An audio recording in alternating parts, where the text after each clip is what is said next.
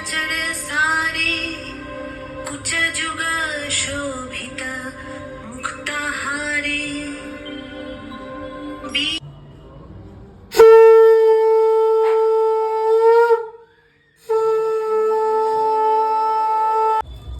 আমার পুজো শেষ, তোমরা দেখতেই পাচ্ছ, খুবই মানে জাস্ট যথাচারে পূজা।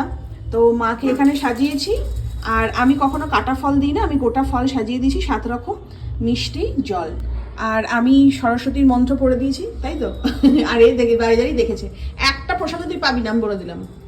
ঠিক কাঁটায় কাঁটায় 12টা বেজেছে আর আমরা পুজো স্টার্ট করি একদম, মানে আমি সব সাজিয়ে গুছিয়ে মানে রেখে দিয়েছিলাম। কি বলবো, টাইমের আমরা এত পাংচুয়াল। আর কোনো পুরোহিতকে ধরে আনানোর ব্যাপার নেই। এখন হয়তো কারোর বাড়ি পুজো হয়নি, আমাদের বাড়ি পুজো হয়ে গেল। 12টা 5 বাজে ডান। আমি সমস্ত কিছু গুছিয়ে রেখে দিয়েছিলাম, শুধু জাস্ট সময়টা পড়েছে 12টা, আর আমার পুজো ডান হয়ে গেছে। আর আমাদের সাথে কে কে মন্ত্র পড়েছে এই যে দেখে নাও, এই সব কটা মন্ত্র পড়েছে। বিদ্যে নেই, বুদ্ধি নেই, কিচ্ছু নেই। সবাই ঠাকুর যে আশীর্বাদ করবে এর ফল দেখবি ইংলিশে বলবে, বেবি তুই ডাকবি বেবি হাই মাম্মি এরকম বলবে, দেখবি। কেমন বাবা, এবার একটু কিছু দানা পানি দে। তুমি তো সকাল থেকে খেয়েই বসে আছো আমি বাবু। প্রচুর খেয়েছি।